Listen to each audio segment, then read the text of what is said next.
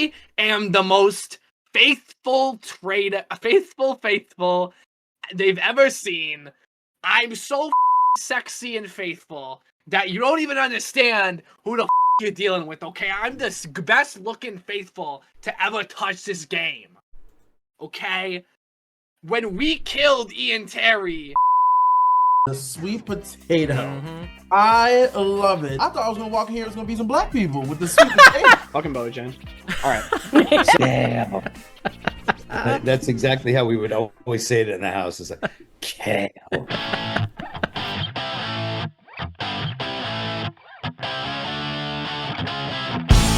Sweet taters. The sweet taters.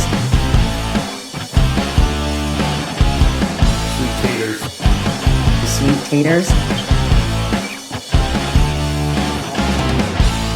And now, it's time for the Sweet Potato Podcast featuring Matt and Theryn. Do you remember in primary school, in grade school, when we would be in the choir and our teacher, Miss W, would be like, "Remember, smiles, kids." So weird. So weird. Dude, honestly, the last time we met her was very strange circumstances. I know we're starting season 3 out with an anecdote. When we were at the Big E, do you remember she came up to us crying about her husband that passed away? And I was That's like, what I'm talking about. And I was like, you're talking to like a bunch of high schoolers. Like, you don't even know me. I don't even know you, girl. Well, no, it's chill. It's chill. He's cool. So everyone, It's cool, Mama Julie. It's cool. Season 3 of the Sweet Potato Podcast. It's cool. Welcome back, Sweet Taters. It's been a whole year. It hasn't. It's been 1 year, 2025, and now it's 2026. Like, now it's 2026. Do you want to show off your Starting background? the new year off. Oh my god, yeah. Well, this was here in Sue Smey. I was setting this up, but new addition to my little totem pole. Boston Rob, Corey. We gotta Rob, get you like a longer string. More importantly, in the background here we have Yep. Boston Rob. That's awesome. Wait, is there words? That's awesome. What does it say? Merry Christmas from Jill. Wow. So that's gonna sit right back there. And then your Black Clover Asta. Oh, what's that? Is that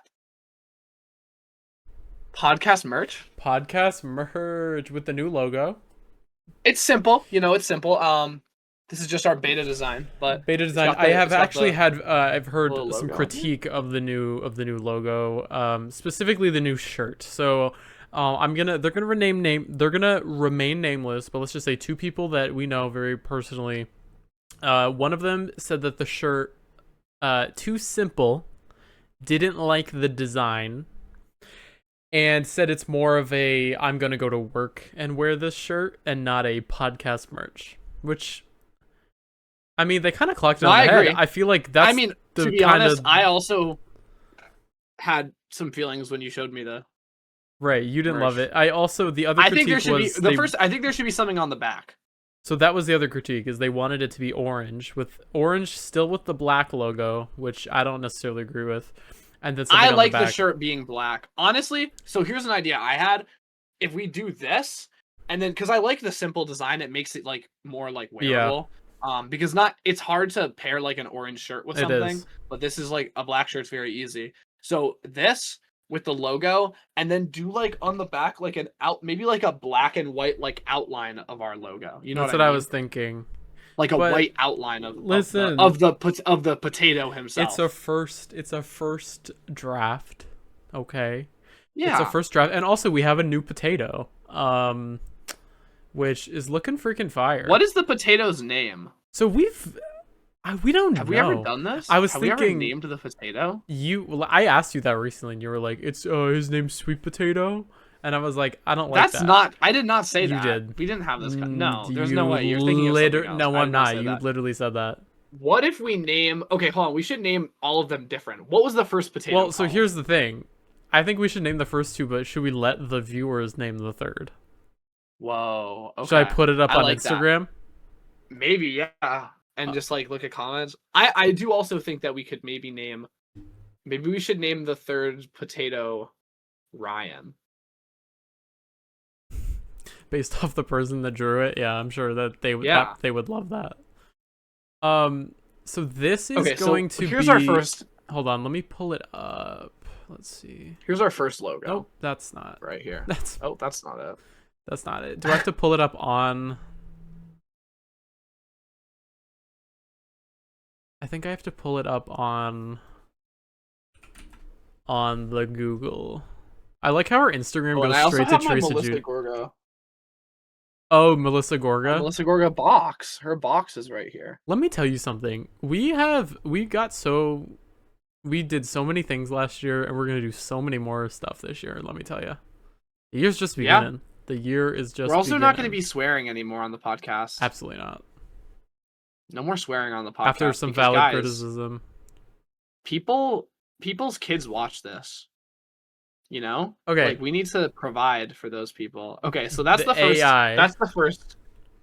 The garbage AI logo. Now, what exactly would we name him? He looks kind of like something with a C, like maybe a Clarence. My whole thing with the sweet potato is I feel like it's the same potato. It's just an evolution, you know? You think so? So should it have one name? Like I'm thinking. But this looks like maybe it's like a lineage. Like that's the grandfather, and then season 2 was like the father, and then this one is like the son. Holy Spirit. The Holy Spirit. Oh, that's not it. So maybe like, because he looks like a different chap. So are you loving this one? Because I've also heard criticism that people loving this one. I hate it. I have also, but honestly, I'm a big fan of the sideways potato. I think it looks weird when he's like upright. Yeah. And he looks pregnant. He looks like inflated. I agree.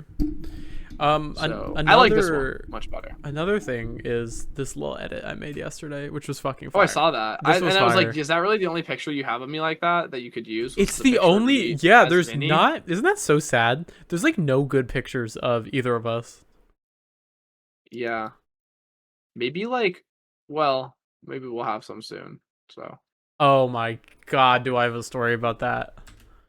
Oh my god. So we'll see if I'll leave this in or not, but I get a text the other morning from that person, and they were like, "Hey, so sorry, man. We'll do it as soon as possible. It's just I ordered a new lens for the camera, and it was supposed to come in today, and it's not coming for another few days." And I was like, "Oh, that's not a problem at all," because we didn't even really have like a date. He was like, "But I'll pay like the extra $100 and get it expedited." And I was like, no, do not do that. Like, we are not that important. Anyways, yeah, thought it was funny. That is funny. But yeah, so season 3. Yeah, the only 2 pictures you have of me is that stupid one from the Oh, well, there's that one. The one from the Christmas? There's the Christmas one. There's the one where I'm Vinny Panero, and then you have the one where I'm with the cow that you always use. Well, those are the only pictures where it's like the 2 of us together, and it's easy to crop out. We'll get more. We'll get more. Fuck it. I mean, for season 3. It's not as bad as some things. Hey. Anyways. So all right. So this is fire. What have we been up to since? Yeah, let's just jump into hold it. on. So as they say, I do actually. Wait, what if we put that on the shirt? As some housekeeping. I thought about putting that on the shirt. Let's jump into it on the shirt. But can we? Or is that like? Does yeah, Philip I think DeFranco, so. Like own that? No. Is it copyrighted? We own it. we own that. Own it, baby. We own it. Yeah. So own it, baby. We also have across the table. We have a new background color. It is a little bit lighter than our salmon. I feel like we're going into the pink territory. Every year it gets a little brighter. No, you don't agree? A little more pink. A little more pink pastel. We also have some new playlists for our episodes on YouTube. We sorted them through the shows that we're recapping, and I haven't even looked at this yet. Actually, they're all very easily accessible. I want to see how this looks. Most of them are on the main page, and then we keep the rest in the playlist section. I'm still working on it. I'm pretty sure I put out a Big Brother one. Big Brother 27. Traitors, House I'm pretty Villains, sure I put one out 2, too. Traitors season 3. Salt Lake City 6. Beverly Hills 14. I was gonna make a Beverly Hills 15, but we don't need to. It's not great. Anyways, no, I like this because then, like, if you want to find like specific, wait, you need to make one for Love Hotel. Love Hotel. I forgot about that. That was like a major show we covered. Forgot about the Love Hotel. I gotta work on that. But Love Hotel. What about Oh my God! You know what okay, hold on. We're getting ahead of ourselves. Never mind. I saw something Traitors related. But what were you gonna say? We're getting ahead of ourselves. I was gonna say that I totally forgot. I didn't realize that Rob Roush was the Snake Charmer guy, but then I remembered that from the PowerPoint you made for the last episode. Oh yeah, I'm just like charming snakes, and like I don't even know why I'm here. Just like so cool. That's his personality. He's like, what am I even? Why am I here? Like I'm just here to make out with chicks and charm snakes. No? Yeah, but I love him so much. I do too. He's so great. So we were on break for like what? 3 weeks maybe? A little bit of time. About that, yeah. How was our break? Thanks for asking, Matt. I've been like baking up a storm like Ann Michael May. Like as you know, I did my holiday cookie box, my first annual holiday cookie box. Yeah. Now, do you want a review of your first annual holiday cookie box? Why, you weren't a fan? No, I gave you an honest review though. What? Yeah. So, okay. I found some of my cookies got a little hard, but not all of them were, and I'm not really sure why. Well, can we give the lore? You waited like a while to start eating them. I only waited a day to start eating them, but I didn't move them out of the cardboard box. I left them in the cardboard box. Well, here's the thing. But you see this some picture? of them were soft. Like these, so we have these ones, which is shown here in a bigger form. The M&M chocolate chip. The M&M chocolate chip were very good. Do you see these hot cocoa cookies right here in the picture? This was the best they've ever come out. Was the first batch. Every other batch of these hot cocoa cookies came out so flat, but the taste is still there. These ones got very hard. Very hard. These ones got very, very hard. They were okay. The sprinkle cookies, they were okay. Right. But they just got a little too hard. They need like milk to be dipped in. The hot cocoa cookies, I liked them, but the marshmallows were a little iffy. Right. That might have just be another thing of them sitting out though. I think if they tasted fine though. The cookie itself was fine. If you look at them in this picture, they look really good. They needed to be thicker. Well, this is box. Well, yeah, like they are in the picture. They went flat. Yeah. They went flat. These the chocolate chip M&M cookies were good. I actually liked them smaller like this though. Right. Than if they were longer. The gingerbread cookies, the gingerbread snowmen. The first one I had was hard, but the other two, this one, the other one are soft. These are really good. The flavor profile is on point. Especially with the frosting, and they look cute too. My mother and I made those. Made the peanut butter balls. Peanut butter balls were Oreo balls. Very phenomenal, very right? The peanut butter ones peanut were butter good. balls. They were. I personally You know, all those is peanut butter, butter, and powdered sugar. Now, I personally prefer a crispier inside to my peanut butter balls. Right, less fudgy. Yeah. Right. Yeah. So wait, so you want like a crunchy?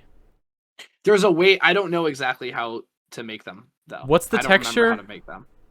It's like it's not just like peanut butter. It's like almost like a wafery texture. Mm-hmm. Okay. But I do like this is also good. Yeah.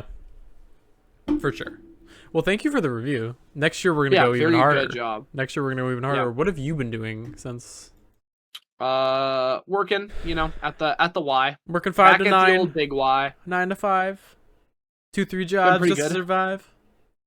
Good to be back. Yeah. I visited you actually. You did at a very stressful moment because it was Christmas Eve, and it was also the Powerball drawing.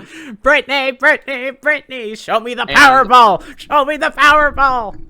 I have never seen so many people at the service desk, because you'd have like 3 or 4 people ordering like 10 Powerballs, and then you'd have someone come in, they'd be like, I need to buy $500 of these gift cards. Are people buying lottery tickets on Christmas Eve? Or did they already get them?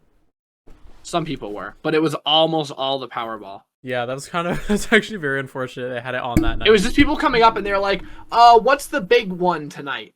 And because we closed early, everyone had to come in like early, so they were all like, oh yeah, they all came at the same time.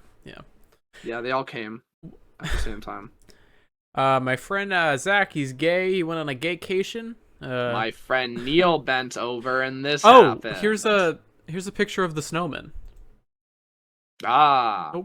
They look really good. Yeah, they were good. They were good. Anything else happened when we were on break? I feel like I've been a little gamer. Drew McIntyre beat Cody Rhodes for the Undisputed. And you know how I saw that? Tyler Beraldi, Sloan Wick's co-host, posted a picture of Drew McIntyre sleeping with the belt. Get him on the podcast. He's back. He's getting that push. I do want to say I think our 2026 resolution is going to be to dismiss what doesn't engage you. How do you feel about this? It's funny because it's like the whole dismissed thing with Lisa Barlow, and then That's also funny. like the engage. Actually, it's really funny because oh my god, and I also made a cake. Did you even see my cake? This is gonna be our last season. Did you see my cake I made for my father's Was that for birthday? your dad? Doesn't that come For out your dad's so birthday? Yeah. good? That looks fire. Homemade, child. Shit. We got a little baker over here. Baker. I hardly even know her. Baker. I hardly know her. So let's just power through some things that happened when we were MIA. Katie Ginella was fired from the Real Housewives of Orange County. I don't know how. I don't love that choice. I think if they fire Emily too, it'll be okay.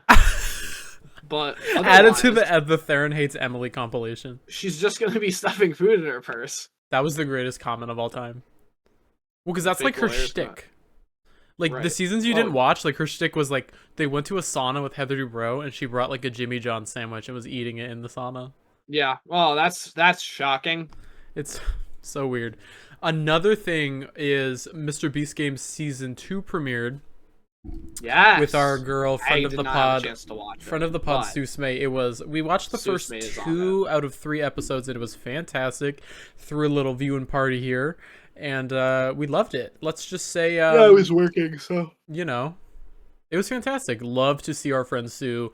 Hopefully next week the Survivor episode comes out and we will go a little deeper into Beast Games, but we don't have too much time. Yeah, we'll definitely cover. We're pretty busy today with some Traitors to talk about later, but we will definitely cover Beast Games a little bit more next episode, so stay tuned for that. And another thing that happened when we were gone was the beginning of the NFL playoffs, and as tradition here at the Sweet Potato Podcast, it began about 4 hours ago. Oh, did it? Oh, okay, fuck you. Oh, sorry. No swearing on this. No swearing on the Sweet Potato Podcast anymore. Clip. You're gonna have to put a little evil dick censor. You drunken fool. Over that one. You're a fool of your drunkenness. Okay. It's tradition that we do the NFL playoff predictions. Now, it is. So, are we agree? We have to agree. The whole point of these predictions is we have to agree. I cannot necessarily say. I can say I want the Patriots to move on, and you can say I want the Chargers to move on. And if you're more convincing of an argument, I'll say, okay, fine. Chargers go on. First, but before we do anything, though, we do have to say that the Panthers did just lose to the LA Rams, so the Rams are moving on. The LA Rams are moving on. Now, is this shocking? No, the Panthers had a losing record. They shouldn't have even been in the playoffs. So, LA Rams are moving on. The Rams beat the Panthers, unfortunately. So now let's do Panthers versus Seattle Seahawks. Here's my whole thing. I don't know anything about Seahawks. I don't know anything about football. Other than we love Michael May Bakemas. But with that being said, you know, one of the Jeff Lewis chumps, her husband is a former Seattle Seahawk player. So that's why I want to say Seattle Seahawks.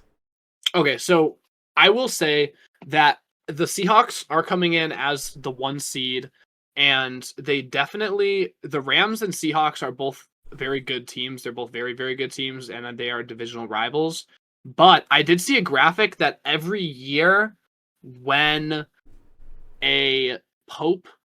Every new year that it has had an elected Pope, or the last 2 times the Pope was elected, that year's Super Bowl, there was a the Seahawks made the Super Bowl. So I think we should go with Seahawks.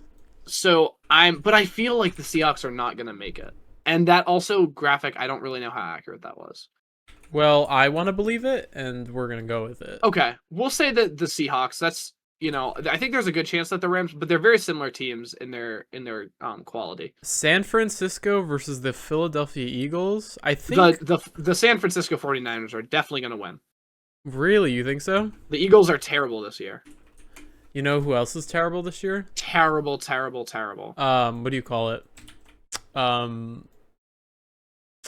Chiefs were terrible too. Yeah, that's true. Okay, so let's move down to the Giants versus the Bears. Oh, the Niners go down. They don't go to the Seahawks. Oh, I'm so sorry. Wait. No, you're good. Because they have to play the winner of Green Bay Bears. Wait, so where do they go? Oh. What? And then Green Bay Bears, and then the winner of that goes on to play the Seahawks. Oh, see, that's fucking weird. I think so, right? That's stupid. Well, a bracket would be bum bum bum. Bum bum. Oh wait, no. Yeah. Okay. What are we thinking? Oh, it's definitely the Bears. The Packers are terrible. They're terrible. The Bears. There was this man who came in today to the store, and he was like, "Watch the Bears tonight," and I was like, "Excuse you?" That game's happening. That game is happening tonight. Yeah, I'm recording a podcast in 3 minutes with my friends, and then I think San Francisco is moving on. Can we agree? No, whoa. You think the Bears are moving on? Whoa, the Bears are absolutely beating the 49er frauds. The only reason why the 49ers even make it to the next round past the Eagles is because of how bad the Eagles are. Okay, so here's the thing. Let's just, I know we're jumping ahead, but I truly do believe that the Bills will be moving on against the Jaguars. You think so? Yes. Okay. Steelers versus Cowboys? Texans. Texans? The Texans will win. It'll be a good game, but the Texans have it. You think so? I know so. Do you know so? Also, the Bills also go down. This would be a crazy. I don't like this whole bracket. This is stupid. Well, you could always have just found one like online. This was one online. No, like there's like brackets that you could just like click. That's a lot of work. It like auto moves it. That's less work than what you're doing right now. Pats are obviously winning. It's just a fact. We're here with Ann Michael May, and that's just a fact. Now, Pats versus Bills. If history repeats itself, the Pats were off when they lost to the Bills recently. I truly, in my heart of hearts, believe that the Patriots will be winning this game. Now, who do you think is going to be winning? The Texans or that other team? The Broncos? Yeah. I think the Texans have it. Wow. And then Texans versus Pats? I think the Texans have it again. I have to disagree with you. I don't agree with that. I think the Pats are going to the Super Bowl. I don't think so. The Pats have had a great season, but I just think the Texans are going to beat them. I'm overriding you. We have to do it. We have to do it. Now, Seahawks Bears? Seahawks. Bears. The Bears are going to take No, but the Pope. Yeah, but that's some bullshit. The Pope was elected last year. You think the Bears? I think the Bears. Okay. This is the Sweet Potato Podcast predictions. Watch them all be wrong. I mean, it's pretty close. I still think that the Super Bowl this year is going to be Texans-Bears. No. I'm pretty certain that's what the Super Bowl is going to be. I'm calling it right now. If it's Texans-Bears, if that's the Super Bowl, Texans-Bears, you owe me $5. And if the Patriots beat the Texans, then you have to buy me a cameo. What? No, that's stupid. What? No, that's stupid. Because you know you're wrong. Clock it. Anyways, yeah, okay, fine. I'll buy you a cameo, and then I didn't say who. I just said you have to buy. Yeah, okay, I'll buy you. People I'll do buy it you for a free. cameo. I'll buy you a cameo. And I'll But give if you. it's the Then I'll give you $5.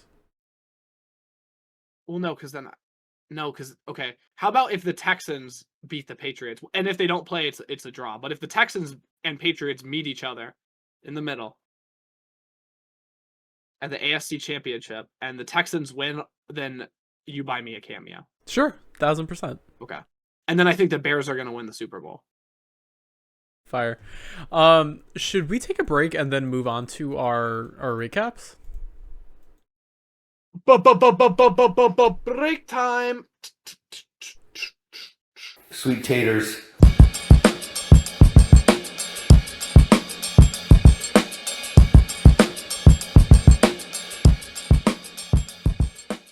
Anyways, let's get into Real Housewives of Salt Lake City episodes 14 to 16. This is like the Grease. You gotta put the glasses on. I would be jumping. I can't across wait the for the reunion. I would be jumping across the table. So I would like to say that Slut. I didn't love slut. this like span of episodes. Which we have 3 episodes to talk about. Let's be real, Correct. guys. I didn't love this group of episodes. I liked I liked the middle one The middle one was probably the best episode of the season. of the season.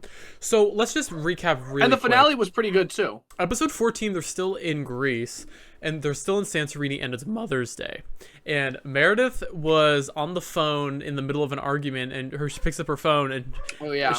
her son calls her on Mother's Day, and Heather Gay has this nasty confessional making fun of her Ooh, it was picking nasty. up the phone. This Heather dirty, Gay, filthy, freaking pissing at martini. Pee in my martini. Heather Gay is one of my least favorite housewives.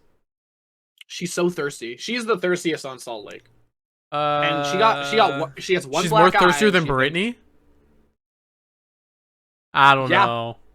That's crazy. Yeah, because Brittany doesn't insert herself in everything. Heather But Gay she does this thing literally where she, does. like, Brittany she will hijack literally every no. drama. Brittany literally, her whole shtick is that she inserts herself.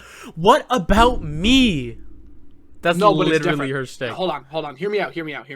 What Brittany's doing, Brittany is making a situation, like a conversation about herself. She makes conversations about herself. She's like, well, what about me, right? What Heather Gay does is she hijacks other people's drama. She does hijack other people's drama. It happened in the beginning of the season. Angie K, Lisa Barlow. Angie K and Bronwyn were having huge beef with Lisa Barlow. It started off as Lisa Barlow and Bronwyn, and it shifted to Angie K and Lisa Barlow. And that whole dinner happened, and they were like butting heads, the dismissed dinner and all that stuff, right? And then they get on the boat, and they get in the water, and suddenly In the water? Heather Gay is spearheading the attack on Lisa Barlow. And the same thing is happening here. It's Meredith going up against Whitney. It starts with Meredith going up against Brittany and Whitney. And now suddenly Heather Gay is spearheading this attack Yeah. on Meredith Mark.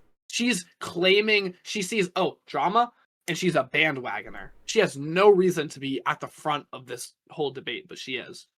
I feel like we are gonna be jumping this episode, unfortunately, because we went on a break. We just don't have time. We don't have time. But I do want to say there was another argument about high body count hair trademark.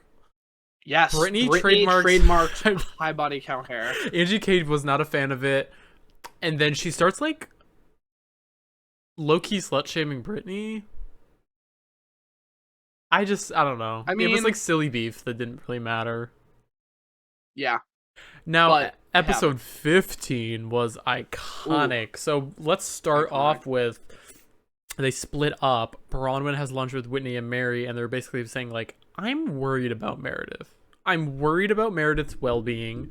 Her behavior is just, I mean, it's more up and down than the down market. I mean, her behavior's crazy. And Bronwyn basically brings up that when she was in New York with Todd, she saw Seth with another woman. could, but Yes. Bronwyn makes a point saying that it could have been a business meeting, it could have been a business dinner. Doesn't say he's cheating, but just thinks there's something maybe going on. Right. And it's important that to note that Bronwyn did not tell this to anyone because she didn't want to start anything, and she's just now telling it to Whitney, right? And Mary, yeah. And Mary. And also Whitney kind of explains a little bit why she called Meredith a pill popper, and basically like the whole idea is that like she has seen people with addiction in her family In season 1, yeah. acting the same way, and so the idea is like maybe Meredith isn't on drugs, but there's clearly something wrong with her. Then and they're worried. The best part of the episode comes up right now. They're in the Zen spa where they have to whisper. They're in the little pool. Yes. And they're all chilling, and then Brittany just starts splashing. She splashes Meredith, and then Meredith goes into full panic mode. Meredith's honestly, it's so OD. Meredith's like, of course, Brittany's so childish. Of course, Brittany's just like she just like does a little splish splash, and they are so mad. Angie K is like, my hair just got done, and I'm not doing it again. This made me love Lisa Barlow. Lisa Barlow whispering, "Why'd you do that? Her hair's synthetic. She just had a flesh blowout. Why would you do that? Your hair's fake." It was so funny. And then Angie K's like, "Yeah, I had to brush it with a broken finger." It was. I think that this is top tier Housewives moments of all time. For sure. A little spa fight. And then they keep like arguing, and then they get kicked out. They get kicked out of the spa because Meredith says something about like Brittany not being with her kids, and like Brittany starts screaming. They then go to dinner, and from the spa to dinner, Meredith takes a bath, and Lisa Barlow's in the room, and Meredith basically just dumps all this information on Lisa Barlow, saying that she heard a rumor that on the boat Brittany was drinking. So then they get to dinner, and Lisa Barlow's like, "So what's up, Brittany? You little alky? Were you a little drinking? Were you drinking? You little alcoholic?" Don't they say it on the drive to dinner? The Sprinter van, on the on the Sprinter van? Little alky. She's like, "So what are you, little alcoholic? Little alcoholic, huh?" And Lisa's like, and this comes out of nowhere. Brittany's like, "What are you talking about?" Lisa's like, "I just heard." And she goes, "So you heard from Meredith?" It's like obviously Meredith. Yeah, Meredith and Lisa are like, "I'm not saying who I heard it from." It was so funny. And then it's like, "You gotta show that fucking TikTok." Lisa's like, but then you remember Whitney's about to defend something, and before Whitney says anything, Lisa Barlow starts screaming, and like she dropped a wine glass. It was crazy. And then they get kicked out again. They get kicked out of the restaurant. Another thing to note, though, is that Meredith spun Bronwyn's words around. Implied that Bronwyn said that when Bronwyn and Brittany were rooming on the boat, that Brittany was drinking, when that is not what Bronwyn said. Bronwyn said that she got sick on the boat, and it might have been caused by the drinks. So Meredith kind of takes her words and spins them a little bit, which then brings us into the finale, where Bronwyn just defends herself so well against Meredith Marks. I've never seen Bronwyn get like this activated before. Well, so essentially what happened is Meredith, off camera at 2 a.m, texts Bronwyn and asks her to come down to her room to like help console her. And like during this, like Meredith like basically asks Bronwyn. According to Bronwyn, Meredith says, "Oh, like, can you just like tell me what happened? Like, tell me like what happened, because there was a lunch that was also in the last episode, right? The lunch that she just walks away." They like go to Greece. They're in Greece, and they're going to lunch, and Meredith just leaves, and she's just like wandering the streets. Yeah. And so she's not there, and obviously this is when a lot of the discussion about her situation, some of the discussion about her situation happens. So Meredith was like, "What did you guys talk about at that lunch? Like, what did they say about me?" And Bronwyn feels like she's being used because she defends herself Meredith very well, is using her for information. And she says this. She's like, "I feel like I'm being used." And she says this to Meredith, and Meredith's like, "That never happened. I never did that." Like lying. I never did that. Very publicly lying, which I do maybe see it. And now. She tries to walk it back later, because Meredith initially says that that Bronwyn went to her room because Bronwyn needed help. That's what she says to Bronwyn. And then later at the dinner, or like when they're all sitting together, she walks it back, and she says that she asked Bronwyn, she wanted to know what was talked about at dinner, but she didn't ask her if they talked about her. Yeah. So inconsistent story and walk back, that implies to me that Bronwyn is not lying, and she also has no reason to lie in this situation, and that Meredith definitely is. Did you like this whole like play thing? It was a terrible idea. A terrible idea. It was giving producer meddling to me. It was giving read the worst text that you sent about someone. That's what I'm saying. Let's all go around and read the worst text we sent about someone. Or let's write down gossip we said about someone and throw it into the river. That was awesome. Like, come on. So why would we do that? I think that they do this play in Santorini, this classic Greek theater where they're all basically Greek like, tragedy. shit talking. I guess and they just shit talk people. The fallout from it is Bronwyn gets very emotional about her life. So she has trust issues. And she said, you know what? I know that I'm a bad friend. And I'm working on it. Yeah. Everyone kind of admits to their wrong except Meredith. Yeah. And Meredith just keeps going, as Meredith's crying, right? She's full-faced tears and she's going, I'm in a happy marriage. My husband loves me and there's nothing wrong with me. I don't understand. And we're all like, Meredith, what's going on? Meredith leaves, comes back, leaves, comes back, leaves, comes back. I will say that it is fun to see that Meredith only has one friend, Lisa Barlow, helping her. Lisa Barlow is a ride or die friend. We have to admit this. Yes. You know who's not a ride or die friend? Heather fucking Gay. I will say, in the beginning of the season, it felt like Meredith was ready to switch up on Lisa Barlow. It did. Which is interesting. When it was the whole cast against Lisa, like Meredith was not standing by Lisa. No. But now that it's the whole cast against Meredith, Lisa is standing by Meredith. And which is interesting. So I guess the takeaway from this finale was that Heather Gay maybe there's truth to what Monica said all those years ago, that Heather Gay does drink a lot. Because Heather Gay was unable to talk. Like, words were like... She seemed... At the play, Heather Gay seemed very drunk. And she's screaming. And she was being very confrontational. Yeah. And she seemed very drunk. And... I don't know, it's just not a good look when you're yelling at your friend saying, and then remember she's like, why don't you just go and leave? We can hear you. And Lisa Barlow's like, what are you talking about? Just Heather, stop. Heather, stop. You too, LB. You're a bad friend. Just... I think that there's going to be some... I think this is going to be a great reunion, and I think there's going to be some changes to this cast. I can sense the change in the wind. This same cast, because this is the second season with the same cast, right? Yeah. It's not gonna last. Someone is gonna go, and at the start of the season, I thought it was Lisa. No, but unfortunately, it's looking like Meredith. But I don't think that's a good decision. I think that at this point, Meredith or Heather might leave. I'm kind of thinking it might be Whitney's last season. And I'm going to tell you why. Why would it be Whitney's last season? Whitney had a very good season. She admitted to her wrongdoing. And she's still standing on business.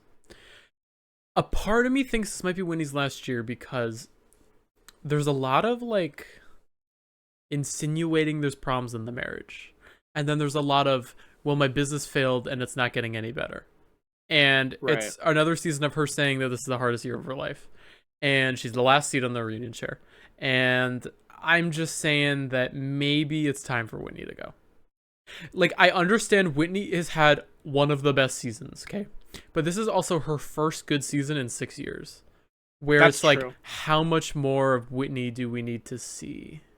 Like, I can see Whitney leaving this cast and then, like, adding in a newbie. Honestly, I can see Heather and Whitney exiting the show and it's still being really good. I think that... But I don't think they'll get rid of Heather. I think that I feel like Heather and Whitney leaving together would make sense, though. I just don't think they're getting rid of Heather because Heather's on Love Hotel. Like, I just don't see it happening. But Heather, like, needs to go. Heather does need to go. She's got to go. Heather Gay has got to go. I just don't see how they can add a newbie in this group. You know? Unless we don't add a newbie and we add someone who's already been on the show. Brittany? Jen Shaw? Monica Garcia. Okay, if Monica Garcia comes back on the show and they have a takedown Heather Gay season, I would live for that. So did you hear Monica Garcia's whole thing online? She basically said recently in an interview that on season 4 the EBT stopped. Okay, Jeff Lewis. On season 4, basically there was a part in the season where Heather drank so much, made such a fool out of herself that she begged production to delete the footage, and they did. And she finds it a little weird that Heather's talking about people's drinking when really she's a problem. You remember when they were at Palm Springs and it was the you can leave dinner and she's chugging espresso martinis? I remember she's on the Sprinter van and she's like pissing in the bag. Yeah. It definitely was that night. Oh, yeah. Right? Yeah. Yeah. Another thing about season 7, right? The next season of Salt Lake. Jeff Lewis said something funny. He wants Meredith Marks to bring one of those like prison clickers. You know, when the officers go to the rooms and they're clicking to check how many. Every time someone drinks, she clicks it in front of their face. Goes, oh, that's one. She starts counting drinks. That would be iconic. That would be funny. That would be iconic. But overall, this season of Salt Lake City was really good. There's a lot of haters online, which, you know, there's always going to be haters online, but they're like, season 6 sucked. I don't think it sucked at all. I think it was a fantastic season. It was really good. I think there were some bad episodes, but I think that overall the season was pretty good. I think that the beginning had a really strong start. And then after they got back from the below deck trip, up until this past part of the Greece, it was a little slow. The last 2 episodes, basically post below deck to the last 2 episodes, with the exception of maybe like the tea party, Boston Tea Party. Everything else was kind of but it wasn't like bad. It was just like a little filler feeling, and that happens in every good season.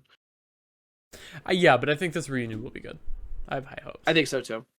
With that, closing that chapter. Did we ever finish the OC reunion? We didn't. I think I asked this I've asked this before. We didn't, and we didn't have to. We didn't? No. Did anything happen or no? Okay. No. It was just like it's Tamara yelling and Gretchen being like, ah! And then Shannon doing this. We talk about part 2 when I was sick. See, this is like, I feel like we have like a pattern because we did the same thing with Beverly Hills. We only talk about reunion 1 and 2. Reunion part 1, we recap with a guest star and we focus heavily on it. Reunion part 2 gets a little segment, and then reunion part 3 not talked about. I think Salt Lake will probably talk Salt Lake, about it. Though. Salt Lake, we're gonna really talk about it. You know what else we're gonna really talk about? It's gonna be good. Season 4 of Peacock's original, The Traitors. Let me tell you something. The Traitors. I think they've hit another home run. What a fantastic... Let me tell you something. I am the most faithful they've ever seen. I'm so fucking sexy and faithful that you don't even understand who the fuck you're dealing with, okay? I'm the best looking faithful to ever touch this game. Okay? When we killed Ian Terry... That was when crazy. We collectively did it. That was crazy. No, I didn't say that. Listen, I say a lot of things, okay? I say a lot of things. We can all agree he's got to go. But no, he's got to say he's giving it. He's not giving content. He's not giving content. He's giving impression. He's giving good impression material. He is giving great impression material. And why would they get rid of him? Facts. The Traitors aren't going to get rid of him. No. That's all I'm going to say. He'll get rid of himself. Anyways. Jam! Mora. So let's talk Traitors. So episode starts. So they all arrive. They arrive in Scotland, and immediately already there's a twist. We see alliances. We're seeing the housewives. The housewives are going with the housewives. Lisa Rinna and Dorinda have like a seagull screaming match where they're like, oh, I'm wearing your lip liner. It was so funny. Rob, the Love Islands meet the Love Islands. The survivors meet the survivors. The Big Brothers meet the Big Brothers. Now, Rob Roush, Maura Higgins, Tara Lipinski. So Johnny Weir. I will notice. So Johnny Weir and Tara Lipinski are both Olympic figure skaters. Yeah.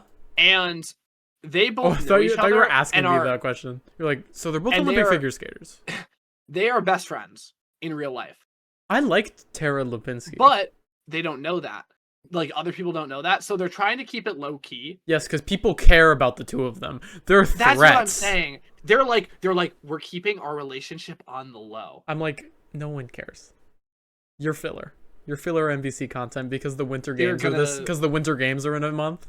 So we had to put the ice skaters on the show. It's giving like a filler kill. It's giving filler kill. Same with Stephen Coletti. Same with Stephen Coletti. He's giving a filler vote out, sort of like maybe like a Nikki vote out, where they're like, yeah, you might be because you went in the coffin, so you were tied around the tree, so we think maybe you're actually a traitor. Does Stephen Coletti have a cast photo? Oh, there he is. It's like, who? What I will say is... Do you think that's going to happen? Do you think we're going to hear that at the round table? Ron Funches was on the tree. He must be a traitor. No. Because he put himself on the tree. What I will say is I like the twist of the secret traitor. So Alan announces that he's going to go one by one. They're going to face him. He's going to open this traitor's box, and if there is a playing card, you will be my secret traitor. If you have a playing card in your box, you will be my secret traitor. And immediately I did notice that Caroline Stanbury clocked Rob Cesternino. She goes, you gotta watch out for him. He is so smart. He's such a gamer. Yep. Caroline Stanbury... She never said another line the entire rest of the show. That was the last she's the only one that seems like actually studied to play the game. The only housewife or the only No, I feel like she's like the only non-gamer to study for the show. Well, obviously Money Exchange. Monet. Yeah, but Monet's into Survivor. So Monet's a Survivor fan. Okay. It's like known. Okay. What about Michael Rappaport? Michael Rappaport, I'm such a fan of the I didn't even know a traitor Housewives. could have a shield. I didn't even know a traitor could have a shield. I thought that was made up. I thought that didn't even work that way. They go into the castle and immediately Jam Jam and Monet kind of make like a secret alliance. They're talking about Survivor. They're talking about how they think that Michael's a big personality. And then Caroline Stanbury's talking with all of her crew, and she basically goes, I would worry for Lisa Rinna. Lisa Rinna would run her grandmother over. And I was like, whoa, that's intense. That's intense to say. Regardless, they go to the round table and Alan picks his traitors. So we already know about the secret traitor. The thing with the secret traitor is we don't know who it is. The cast doesn't know who it is, but Alan and themselves know. So Alan picks his traitors. Okay. And already, I would like to say that Michael Rappaport is already a terrible faithful, and we can already tell he's a bad faithful because when they're doing like the thing and they show whether they're a faithful or a traitor, he sees Alan shows him and he goes, yeah. And he walks back and he's all smiling. He's like, "That's fucking crazy." Yeah, it was weird. So Alan picks Candace first. Candace Dillard Bassett from Housewives of Potomac. I think it's a very good choice. It's a housewife. I think so too. I think strong personality. We'll talk about that. I'm worried for the future because she seems to be talking a lot, and sometimes where she doesn't need to be talking. Worried about it. Although, can I be honest? I'm gonna say this, and I don't want you to take this the wrong way, but I think that Candace, she reminds me a lot of Danielle Reyes. In the sense of like a strong cutthroat personality? She's strong and cutthroat. She has this idea in her mind of what she wants to happen, but it's too much. She does too much. Danielle did way too much. She had no reason to drop to the ground hyperventilating and crying. She did not need to do that. That's why she got voted out, was because of her overacting. The conga line. Her constant crying, constant overacting. Candace doesn't do that, but she overacts in other ways. Let's start a conga line. Like, it's a little, she's like doing too much. She's not low key enough. The second traitor I think it's going to catch up to her. The second traitor picked is iconic. Lisa Rinna. Lisa flippin' Rinna. Lisa dude. Fucking Rinna. We can say it for Whoa! Lisa fucking Rinna. I mean, of course she's a traitor, guys. It's Lisa fucking Rinna. I mean, Caroline Stanbury was right. Lisa Rinna will do anything to win this game. I mean, of course this she's a woman traitor. started a rumor This is- that her close friend had Munchausen's, and then went around telling everyone this until she gave up and quit the show. Let's not forget who really started the season. Really started Taylor the rumor, fucking Armstrong. Taylor freaking Armstrong started the rumor. It's kind of surreal to see Lisa Rinna on our screens again, and it's also surreal to see the fandom love Lisa Rinna. I haven't seen one negative Lisa Rinna post. Because she's an icon. Well, there was a lot of hate. The Housewives fans know. hate Lisa Rinna because she's being a housewife, as much as they hate Tamra Judge for being a housewife. And it's like, Lisa Rinna did nothing wrong. She's never done anything wrong, actually. Well, that's not true. The Denise She's done stuff a lot was weird. But the Denise Richards, they should put her on season 5. They should actually. She would be good on it. She's like Traitors material. Yeah. But it's the Kathy Hilton Glazers. The Kathy Hilton Glazers, man. Kathy's a good sister. She would never treat me like this. Yeah. That's a throwback. Are you excited to see Lisa Rinna again on your TV screen? You beast? Beast? How dare you? How dare me? So, Dorit, were people doing coke in your bathroom? Oh, would you insinuate that my babies are raised in a coke den? Low blow, Rinna. I do low blow better than anyone, baby. Jumping across the table. Classic Housewives moment. I dare say that's more iconic. I like that more than the Amsterdam dinner. Really? You like it more than... Oh, Don't you ever talk about my... Kim Richards, throw her on Let's the not show, talk too. about what you don't want out. And then she goes... She goes, you're always... I know. She was having a moment. The third traitor picked was Love Island's Rob Roush. Okay, now when Makes I heard Love Island, when I think Love Island, You think of Love Island Reject. Boring, Yeah. filler, Zach Cornell, interesting. Like that's my Why is first thought. is that catching strays?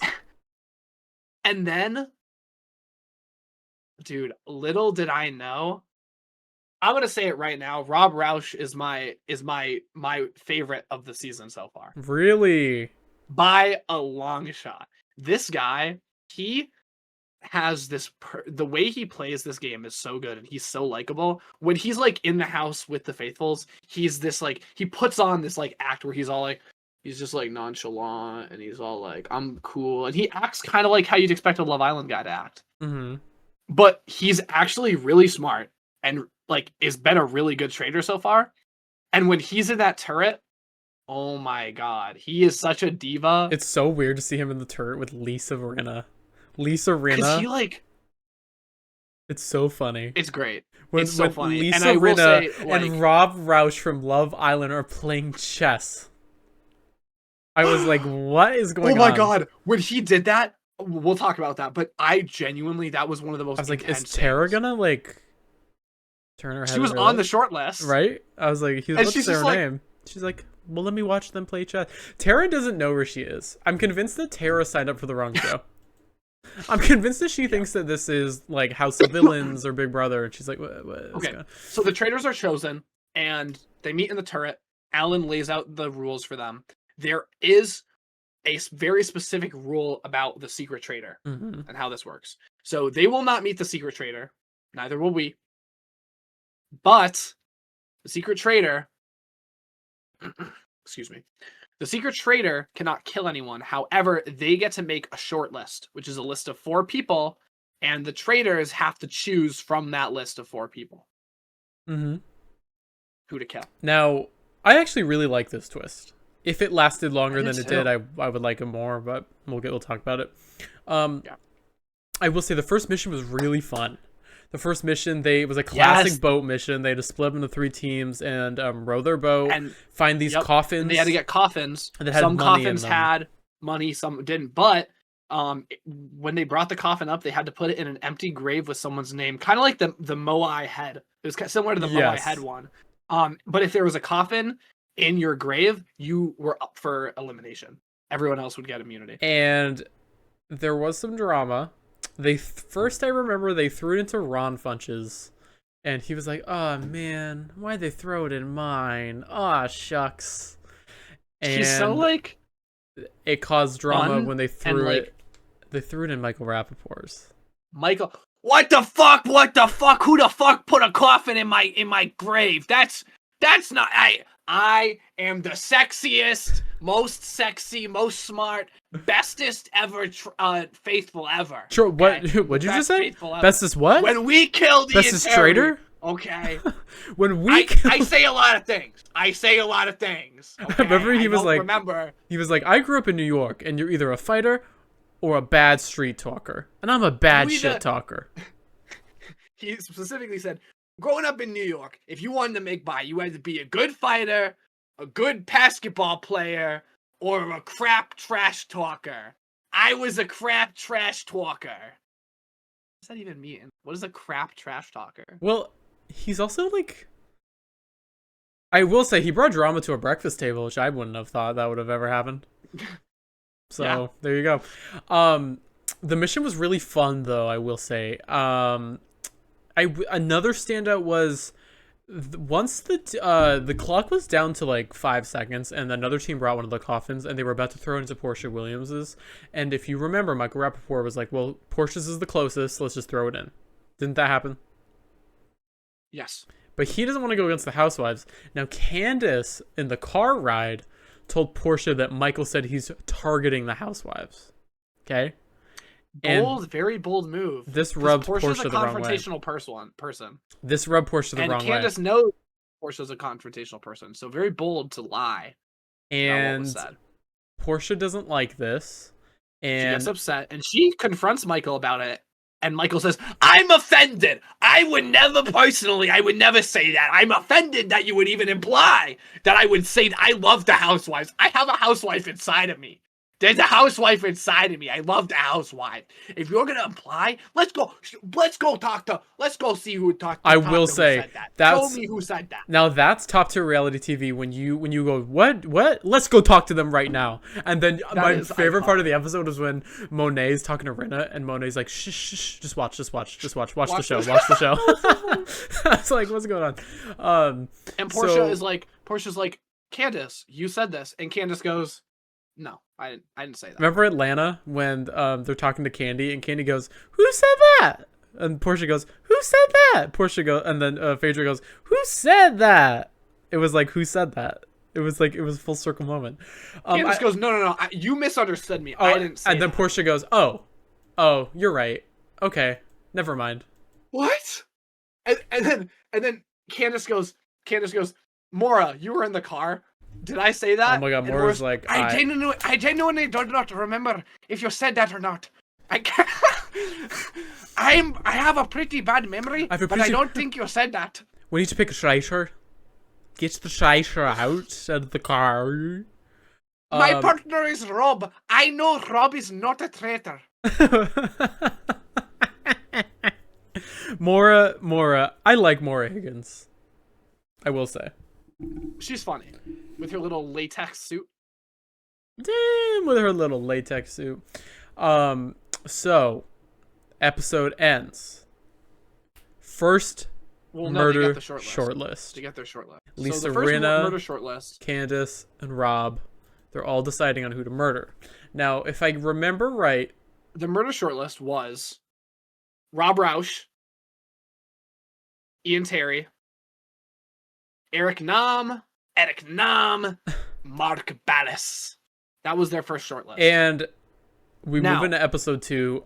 I think they made the right decision. Based on this, I would like to say, I thought I clocked the secret traitor so fast. So who'd you think it was? So I'm looking at this list, and right off the bat, I said the secret traitor is Rob C. First of all, perfect pick for a secret traitor. He is playing this faithful game in the house so well. Like, the way, one of my favorite moments is there was a scene where, I don't remember who was talking, but two faithfuls were talking game. And it like pans. Rob C is nowhere. It's like a pan shot, and he's nowhere to be found. The second they start talking game, he just, out of nowhere, backs into frame and is just in the conversation. Yeah. Where the hell did he come from? Every time someone's talking game, he's like there. He manages to be there. Well, he's really good at this shit. Dude, he is. The only thing is, I think the Traitors made the right decision on getting rid of our first murder of the season, Ian Terry. Now, Ian Terry, he won Big Brother. I mean, listen. Am I upset that Ian got murdered? 1,000%. But if I'm Lisa Rinna, I'm getting rid of Ian Terry. You're getting rid of a gamer because they know. First of all, hot take: if Rob C was up, I'd get rid of Rob C first. 100%. You got to get rid of him. I mean, come on. He's too good. It's too dangerous to have a faithful that's that good of a player. He won Big Brother. Get him out of here. I do think it would be fun though for next season. The fact that Rob C was missing from the shortlist. That's why I thought he was right. Because I saw, I based on the people who had their names in their coffin, there were the 4 people on the short list, Rob C, and then a couple of geriatrics. It was Donna Kelsey, Ron Funches, Michael Rappaport. Okay? Yeah. So, obviously, none of those 3. Donna Kelsey was 74 while filming this. I know, That's and crazy. she honestly looks amazing. Donna Kelsey, but I'm shocked she did some of these challenges. Yeah, like when they're pushing those, I'm like, give Donna a fucking shield. Why are you letting her walk? And she was like really like being a trooper. So was Natalie. I will say though, Rob C being absent from this list because I looked at the list as it's literally a list of the biggest physical and mental threats. Right. Mark Ballas is obviously a dancer from Dancing with the Stars. That he presents a physical threat. Ian Terry is like a really smart player.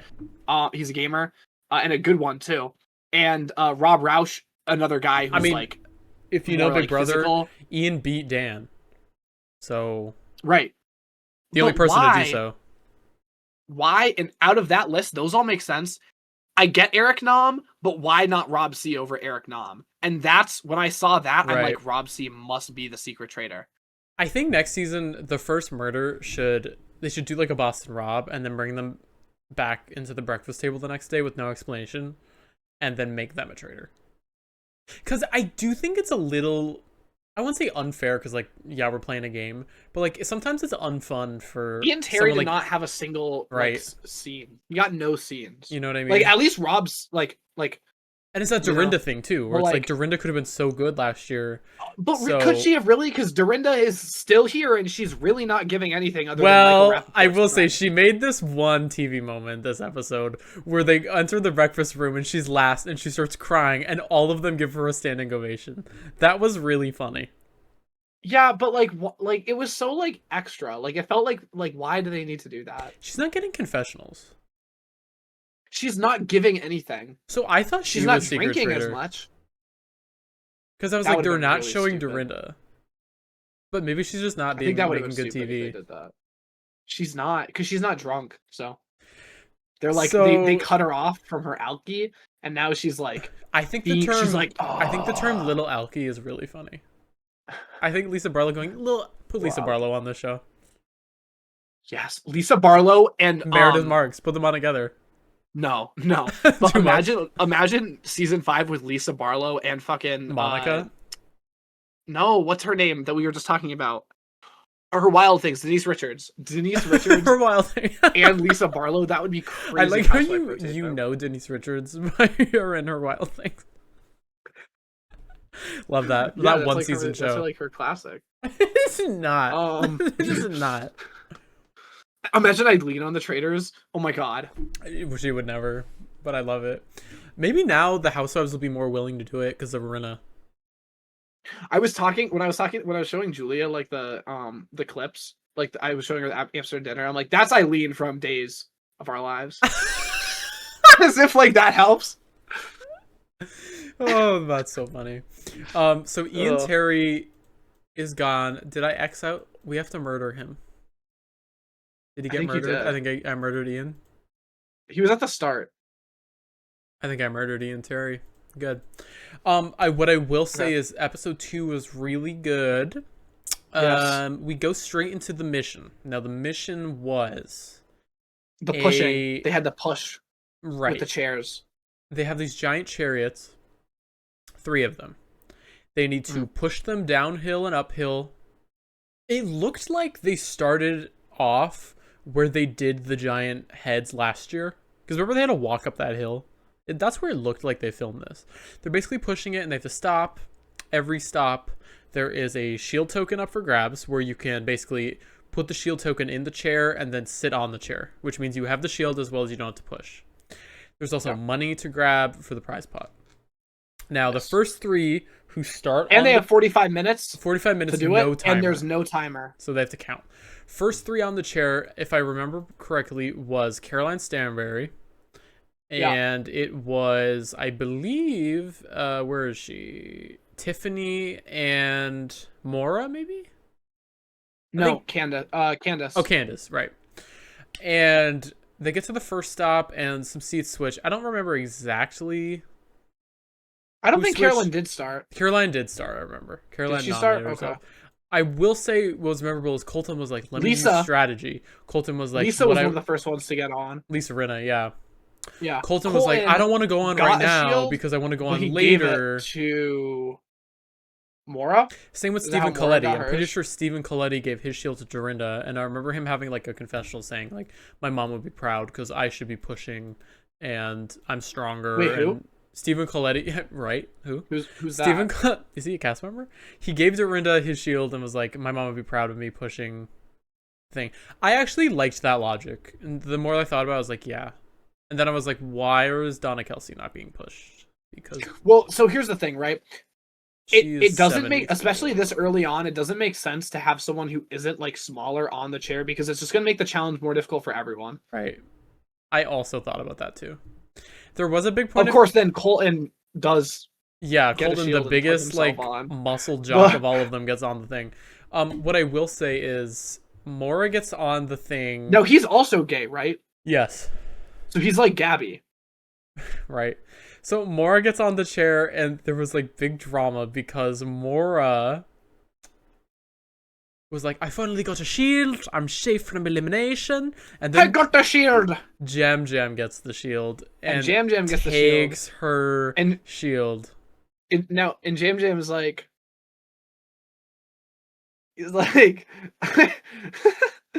he's like, I am going to put myself. What does Jam Jam sound like? I don't know. It's like a different. What is like a Jam? What is like a Jam Jam Jackson? Is that a thing you can Jam do? Jam's like, I really is that want. Jackson? Jam Jam's like, I really want the shield. I'm sorry, Maura. But and she's like, no, please don't put it in my box. Please don't put it in my box, Jam Jam. But then Jam Jam, by Jam Jam finding a shield token, it like really pissed off Michael Rappaport. Right as Jam Jam is putting it in, Michael like runs over, and he's like, "Wait, no, hold on, stop it! I need that shield. Give me the shield." And then he was like, "I thought there would be a discussion on who deserves it," and then part of me's like, maybe, but we're on a time crunch, and no one else discussed. So why are you? Right. And then he's like, I don't know what's going on with Maura. Okay, Moran Mamdani Maura, and Jam Jam, if that is his real name. Jam Jam Arocho, okay, I think there's a little bit something fishy going on. He thinks there. he's a traitor. I don't know what's going on there. He thinks Jam Jam's a traitor. Something. I don't, and so does Tiffany. Tiffany and Michael Rappaport are like a duo, which is an unexpected duo. I didn't think this would come out of the show. Now, Tiffany does clarify that the reason why she thinks that Michael and Jam Jam, because of how like violent they are towards each other, she thinks it's traitor on traitor violence, because it does kind of look that way. Right, after last season for sure. And she thinks that Michael and Jam Jam are both traitors, and she's siding with Michael so that she will become like Michael's like. And I think the idea is that once they get all the traitors out, Michael will choose her as like the next traitor, and then she'll be a traitor. I think that's what her plan is. What's going on, Tiffany? But I love that. Anyways, they get back to Alan. It's really smart, but it's such a bad read. They get back to the like, castle. Michael's just really stupid. They get back to the castle, and Alan's like, "Yeah, so you got so much money for the prize pot," and they're all clapping. And then Michael's like, actually, I thought we would have discussed who's getting how the shields would work." Cause Jam Jam's bitch ass over there. I'm like, oh my god. So Jam over there, he said that he thought that it would just be first come first serve. Okay, I thought we were gonna decide how Palestine was gonna be divvied up. Oh okay, I didn't think that Jam. Alan's like, save it for the round table. Save it for the round table. They basically do that. They save it for the round table, but before, there is something going on in the house. So they're like eating breakfast, they're eating lunch, they're chilling, they're yapping. They're chilling out. But here's the problem. Portia is talking with Ron Funches. And she keeps going. She keeps saying things along the lines of when I murdered Ian, or when we killed Ian. She said when I murdered Ian. Ron is like, she's supposed to be like, yeah, you know, when I put on that robe and I went up to the turret, and then Ron's like, what? And even Donna Kelsey heard it. And it happens again with Donna. Donna's sitting there, and Portia's like, yeah, I killed. What? She says something else. She basically is just like, yeah, like, you know, oh, that's what she said. The thing that she said to Donna was, this is really, like, we need to be really careful, because if we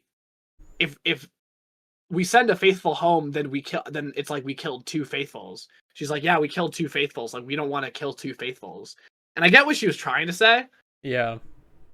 Because she's saying, like, oh, like, it's bad. Like, if a faithful gets killed and we send a faithful home. Was there a part of you that thought she was a secret traitor?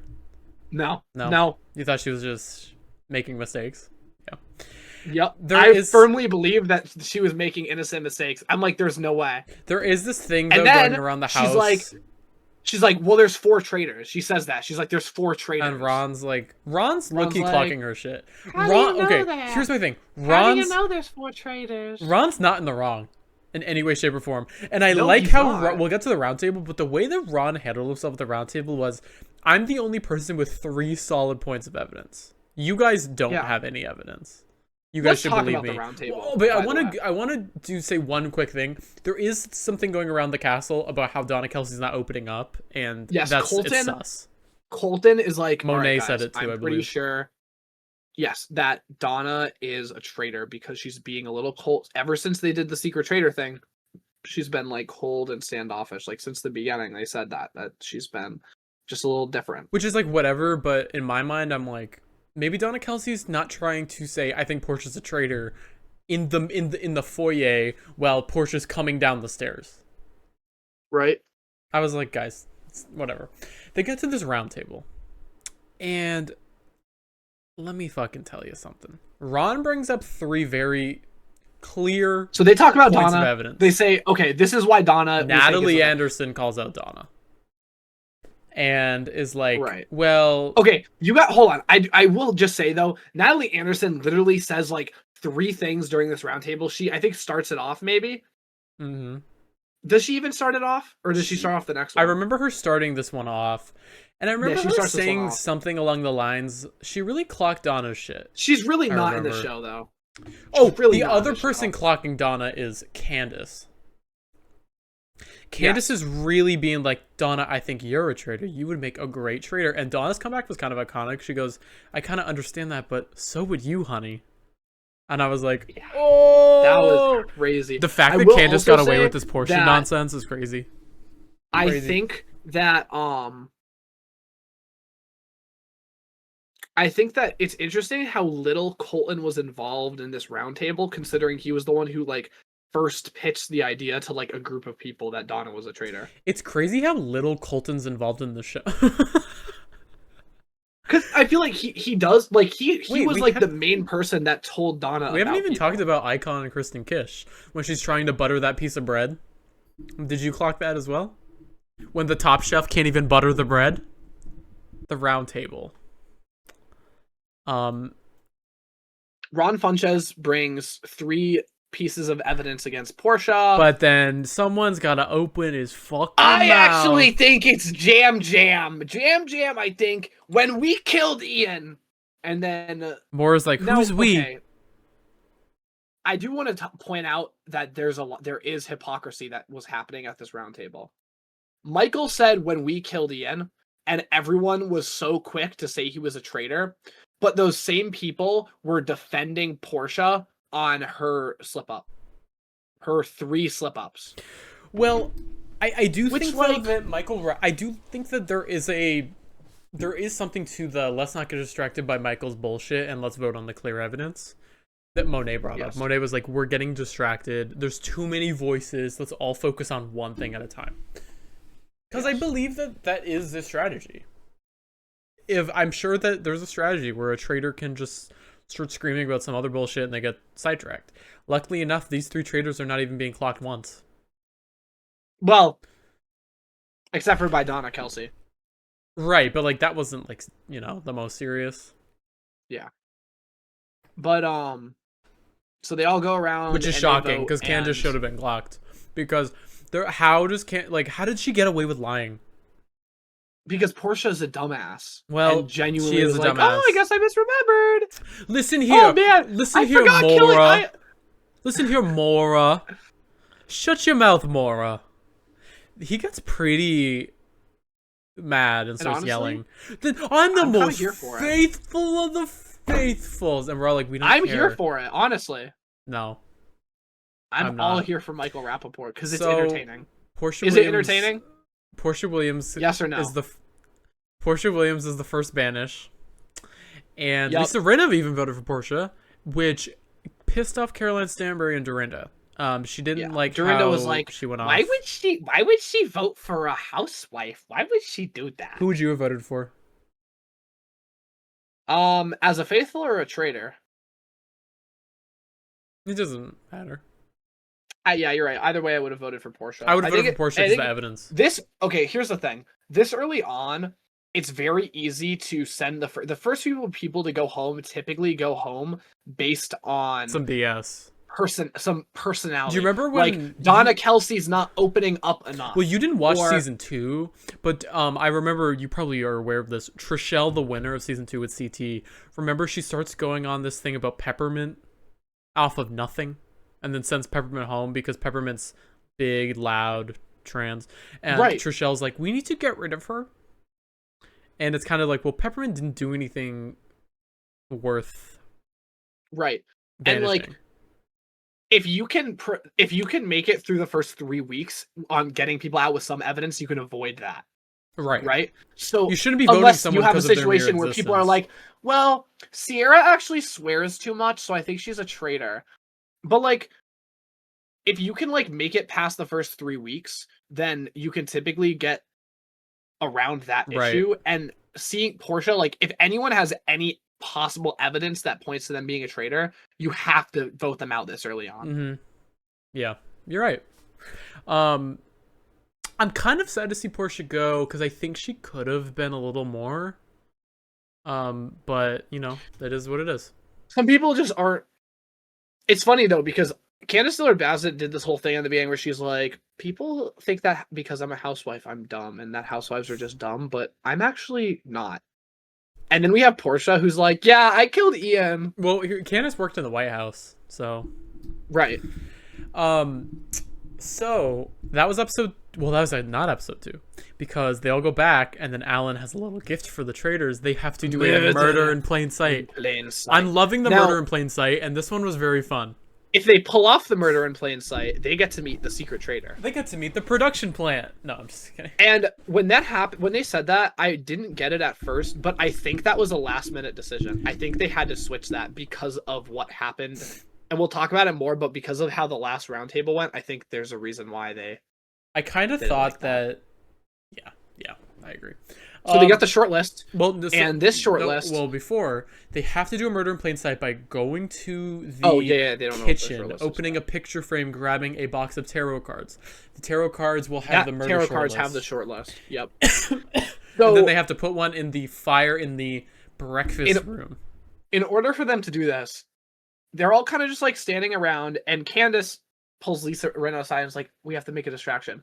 So they walk into the living room, and Candace goes, conga line! And everyone's like, what? Actually, she's like, come on, conga line. It was kind of funny. And everyone's like, okay. So they all start the conga line. They're like, come on, Rob. And Rob Roush is in the kitchen. And he like joins the conga line for like 5 seconds. He's like, I'm not doing this. And then he goes into the kitchen and he bolts. I have never seen such a lock-in. He locked in so fast. He was really like, got him, immediately looked through them and got them. And no one saw a thing. The murder shortlist is Tara, Lupinski, Monet, Kristen Kish, Rob C. That's it. I think that's it. It's those four. Maybe Eric Nam, I don't remember. But obviously Rob C's clocking his ass. Rob C clocked that he thinks it's a murder in plain sight night. So Rob C is basically like, what the hell is like this? He sees this happening. He sees the conga line happening, and he's like, all right, this is a distraction. This is a murder. Remember, he goes up to Candace. He's the only one who clocks it, and he goes up to Candace. He's like, hey, I think this is a murder in plain sight. He's like, did you start the conga line? And she's like, yeah. And he's like, okay, interesting. Yeah. Like, that was crazy. It was crazy. But she's kind of like, because she's with the conga line stuff. So Rob Roush goes and grabs Lisa Rinna, and he's like, hey, Lisa, let's play chess. This was so funny. He's like, do you know how to play chess? And she's like, no. And he's like, okay. They're in a room with like 5 other people. They're in the bar. The bar. Yeah. And he's like, okay, so this is the rook, this is the bishop, this is the knight, this is Rob C. He's one of the people we can kill. This is Tara. We have to kill one of these people. Mind you, Tara's sitting maybe a few feet away from them. Yeah. And then as he's like, okay, so do you want to kill Tara? She walks over, sits down on the chair, and starts looking at them. And I was like, and just staring at them. And as she's staring at them, Lisa goes, yeah, we should kill, yeah, so I don't, can you explain the rules again? I'm a little confused. And Rob's like, okay. And then he explains them like normally without the people's names. And Tara's just sitting there staring. And they like are not even playing. They're like waiting for Tara to leave. Well, and then while Candace is being interrogated, Rob and Lisa kind of just have to make a quick decision, and they end up throwing one of the cards in the fire and going to bed, and Candace doesn't even know.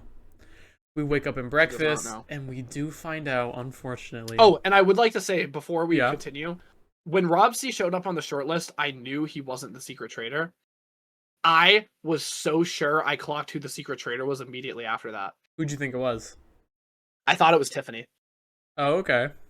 Because Tiffany is like doing this like little alliance, like she's starting to like out. So Tiffany, like, this is I think the next set. When did she pull Michael into the episode 3? Yeah, that's episode 3. Okay, but she just like when I saw Rob C, I was like, it's got to be a gamer. I was thinking like, okay, I'm thinking it's a gamer, right? Because we have Housewife, Love Island. I'm thinking like maybe a Big Brother or a Survivor, and I'm like, who would want to put all these threats up? It's gotta be Tiffany. Right. I was so sure that it was Tiffany. Well, we find out, unfortunately, that Rob Sesternino of Rob as a Podcast and Survivor is being killed. It's very unfortunate. Only person to realize that a murder in plain sight was happening. Also very unfortunate that his first time... Alan even drops hints to it. He drops hints to the fact that it was a murder in plain sight. He's like, someone was murdered right under your noses. And nobody clocks it. Not a single person. Isn't it unfortunate that this was his first time being on TV in 22 years and he got eliminated? Wow. It's fine because Rob is still one of the best to ever do it. So. Rob C is too smart to be a faithful because the traitors are going to kill him. I could see Rob C coming back. I think I would love to see because he was honestly so entertaining and he would have been such a good faithful. He like... Traitor. I haven't seen some. No. He would have been a good faithful if he hadn't died. Because like the way he played reminded me very much of Derek Levasseur. Right. How he played Traitors. He had this like he could have clocked it. Give him like 2 more weeks and he probably would have figured everything. Like, well, he was already kind of on the Candace. We didn't really hear his. Well, yeah, we didn't get to hear a confessional. So but I'm sure he would. But I mean, he clocked her. He said it's a murder in plain sight, and he's like, well, here's the good thing. You started with the conga Rob line, C, right? Being murdered, which means he can now recap the rest of the season. So, true. Excited to hear his thoughts. Anyways, episode 3 starts. We find out Rob C has been murdered, and breakfast kind of goes into chaos because Michael Rappaport opens his fucking big mouth again and starts coming after I don't like you, Jam Jam. I don't fucking like you, Jam Jam. And then he's like, and then they're like, Michael, it makes you look like a traitor because of how bad. And he's like, I didn't know that traitors could even have shields. I was like, even oh though he's my saying God. Jam Jam is a traitor and he had a shield. I didn't even think traitors could have shields. Did you find it weird that Alan came in the room and was like, and we're going straight into another roundtable? Yes. And we go to the roundtable. Who's being targeted? None other than Donna Kelsey. They're all basically like, we got to get Donna out because Donna's not opening up. And Donna's like, well, I'm a mother. I feel like I'm not fitting in. But if you really want to know my opinion, I think it's X, Y, and Z. And who's the other person they're attacking? Michael?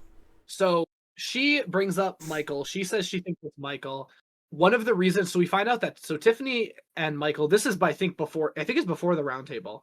So Tiffany actually brings Michael into the secret room from last year's Murder in Plain Sight.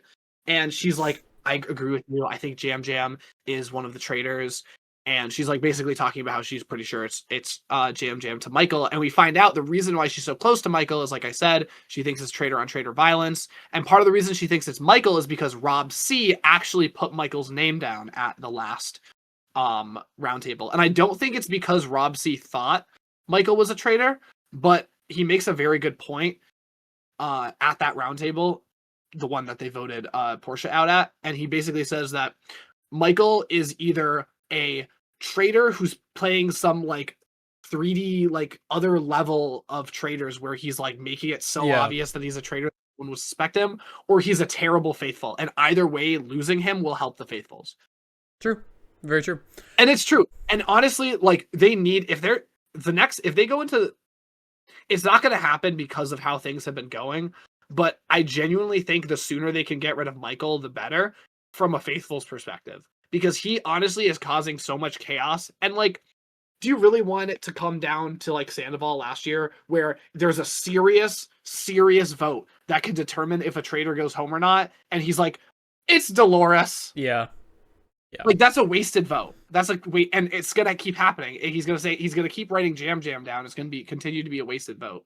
How do we feel about the end result? Donna Kelsey being banned. So Donna Kelsey does get voted out. Donna Kelsey goes to the circle of truth and goes, I love all of you, and I think it's my time to go. But before I go, I just want to let you know that you got out a traitor. And I couldn't believe it. Were you shook? I really thought it was Tiffany. I was so sure that Tiffany was the secret traitor. I think that Donna Kelsey makes a lot of sense, and like they had to evict her. And I do think that because she was so targeted at the first roundtable, the producers realized she was going to go out, and that's why they did you can meet the secret traitor. That's also why they had a challenge where you need teams of 2, and they had an odd number. Anyways. So Donna Kelsey kind of loves her time on the show. What an icon. I mean, truly, what an icon. Yeah. I mean, that picture of her eating that spaghetti is so funny. Yes. Oh my God, she's iconic. But I will say that as one leaves, more have to play. I don't know. They go to their next challenge, which they have to go in teams of 2, and they need to lock one of them in a cage. Yep. Grab these skulls. Balance 10 skulls. And stack them. And you can let your partner out of the cage. Here's the problem. And if you're in the cage at the end of the challenge, then you are up for elimination. The problem is there's an odd number, which means Ron Funches is alone in a cage. And I felt really bad. Ron is like, so basically Ron was close with Donna, and he was very strongly defending her. And when it was revealed she was a traitor, Ron's immediately like, well, I think they're all going to think I'm a traitor, so I'm not going to have a partner. And he's just standing there. He's like, yeah, I'm not going to have a partner. And then Michael, who's partnered up with Tiffany, goes, I'll be your partner. I mean, I can just leave Tiffany alone. No, I think he meant, I think he meant he would be alone. Okay. Because I thought he was throwing Tiffany under the bus as well, but I was like, there's no way. I think he was offering to, I think he was offering to be in the cage. What I will say, it was kind of funny. Johnny Weir's so fucking bad at this challenge. So incredibly terrible. Oh my God. So a lot of people do it pretty fast. What about Rob Lisa is Rinna? the first one Lisa Rinna in the cage with those fucking sunglasses. So funny. Lisa Rinna, unfortunately, Dorinda does not stack the skulls. No. Lisa Rinna is stuck in the cage. Chris, who is Kristen Kish with? Who is she with? I don't remember. Someone didn't stack. No. High enough for her. Eric Nam was with Johnny Weir, and he didn't even find all the skulls. No. Maybe Stephen Coletti? No, he finished. Colton was with Carolyn. Yeah, no, I think so. Yeah, he was with Carolyn Stanberry, and she didn't make it. He was too shaky. He was like you played football, bro. What are you doing? Was it Mora and Kristen? No, Mora was with Rob Roush. Regardless, we do find out that the people up for murder tonight are Caroline Stanberry, Kristen Kish, Ron Funches, and Eric Nam. And it is a face-to-face murder. And they're going to be tied on trees. Which I was like, what's going on this year? First they had to dig their own grave. Now they have to be tied to their own trees. Very weird. Can we talk about how the episode ends with Ron screaming? Yeah. So they go up, and they're like, obviously the traitors are going to have to kill one of them. Eric Nam is like, please don't kill me. They all have their little thing. And then Ron Funches is like, you better kill me. You better kill me. Because if you don't kill me, I'm going to hunt down every single one of you. I'm going to become your worst nightmare. And it's like, oh my God. Iconic. I will say that I think they're going to murder Caroline Stanberry or Kristen Kish. I think they need to nominate... Not gonna kill Ron because Ron is getting sent home. I think they need to nominate like a Bravo person because I think that their idea is like, we're eliminating too many gamers and we need to eliminate someone to throw us off. So here's why I think Caroline Stanberry is the perfect choice to murder tonight. There are 5 housewives in this game. Portia was sent home and was a faithful, so there's only 4 left. Now, there is a good chance, as Michael Rappaport did say, there's a good chance that one of the housewives could very well possibly be a traitor. And if all of the housewives are not dying, it makes it look like there's a housewife traitor that's sticking up for the other housewives. Yeah. And so, if Carolyn is murdered, now it's like, oh, the housewives are being targeted again. Because last season there was not a housewife traitor, and the housewives were all systematically picked off. Except and I think that killing them, by killing one, it kind of makes it look like, because they're so close and they have this like code that they stick by. Even though Lisa Rinna has no problem. Well, I mean, I would have voted with Rinna too, though. I would have voted with evidence, but I think they're going to get rid of Caroline, and I think that'd be the smartest. So overall, I think it's going good so far. I will say... I saw criticism online that they were like, really? It's more fun to watch Traitors last year where the kills are so random and make chaos versus strategic, boring TV. And it's a game. They're trying to win. That's what I'm saying. I think that I'm very interested. So the Traitors, obviously, they seem to be clicking a lot better, even at this point, than they did last year. But obviously, the cracks between Danielle and Carolyn were always kind of there, and Bob was holding them together.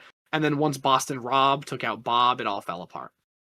I will say, I do sense potential conflict between Candace and Rob Roush. I think that might be common. Obviously, you told me that Candace had that interview has beef with someone. Yeah. And she does not. She follows everyone but Rob. And Portia. She actually unfollowed Portia when they came home from filming Traitors, so everyone thought that they had beef, but it seems like everything's chilling, which makes me think that maybe the Portia conversation gets brought up again. So what I do think is interesting, though, is the two of them are very different. Rob has a very we need to stay low key, we need to fly under the radar, because if we are too theatrical, like Danielle was, even Bob the drag queen was, we'll be targeted. Right. We'll become targets. Because it's really easy to say, oh, this person was who's been quarterbacking the entire game, calling all the shots. Mm-hmm. Bob the drag queen. Iconic TV. I love how they're best friends now. They're besties. I know, that's so funny. By avoiding going on the radar, but still Rob Roush is portraying himself like he is this season's Dylan Efron. Right. And if I think Colton's trying to be that too. Colton is trying a little too hard. Right. That's what I'm saying. Rob has like kind of captured the Dylan Efron, and like everyone loves him in the house. He's a good-looking young guy. The Pilot Pete too from season 2, like Pilot Pete, Dylan Efron. Like there's just like a certain... Oh my god! But he isn't. He's actually a traitor, and I think that's why it was such a genius choice to pick him as a traitor. Carolyn is a little too... She's already lying and like trying to pin... Like, let nature flow its course. It's so early that you don't need to really... Candace. Or not Carolyn. Candace, sorry. It's so early that you don't need to like interfere. You're not going to get voted out. I am going to predict right now that I think the Traitors season 4 will be a Rob Roush solo traitor win. Saying it right now. I actually do. I really think he's gonna win. I really do think. I would love a Rinna win though. Do not get me wrong, but I just think there's gonna come a time where they're like, it's gotta be Lisa Rinna. She might. Although, and I mentioned this to you earlier before we started recording. Julia made a really good point that Lisa Rinna, as a traitor, she's acting a lot more reserved to keep attention off her. But if Rinna was a faithful, she would be acting more of herself. True. And I think that the longer like Dorinda especially stays around, I think Dorinda is gonna start to maybe clock like, why is Lisa Rinna acting so reserved? But maybe Dorinda's scared. I think they're also maybe scared I to don't call think out she Rinna. would. It looks like next week Rinna's name's being brought up. I don't think somehow. Dorinda would. I don't think Dorinda would call out Rinna, but I think Dorinda might, if she mentions just one thing about that to someone else, then they'll take it and run with it. I think someone like, but we also, right now, the Traitors, there's no one looking at the Traitors. Ron is like the main target for the house right now. Next week it looks like Tiffany's coming after Tiffany. Colton is going for Tiffany because he believes that Tiffany is working with Michael and that they're both traitors. It's looking good for the Traitors right now. It is looking very good for the Traitors. I do think so. I was thinking about like what could happen with Candace and Rob R. I don't think Rob would make a move against Candace. That's not in his style. What I do think would happen is if the tides, Candace is playing a very volatile game. If it starts to look like people are going against Candace, I think he won't stand up for her. And I think that's where the problem will come from. For sure. Because Rinna has a very easy way to... Rinna can stand up for Candace without it looking bad, because she can say, like, she was standing up for her fellow housewife. Right. Like, she can use that as kind of an excuse. But if there's evidence that starts to pile up against Candace. And I feel against Candace, and I feel like something might happen where like she might say something and like, or something might happen and Rob might be like a witness to it. And someone's like, Rob, did this happen? And he's like, yes, that happened. And it's what causes her to get out. And that's where I can see a conflict happening. But I can't see him like, I can't see any of these traitors directly targeting another traitor. Facts. Facts on God. Because it's such a gamer thing to do. It's really a gamer thing to do. Taking out another traitor is such a gamer thing to do. That was a recap of the Traitors. We'll be back next week with some more Traitors and some Salt Lake City season 6 reunion. Can you believe that the last season premiere, Jimmy Carter was dead? I know. Rest in peace, my man Jimmy. Can I get it Jimmy's way? Anyways. All right, fire. Well, we'll be back next week. Welcome, guys. Welcome. We'll be back with season 3. Season 3!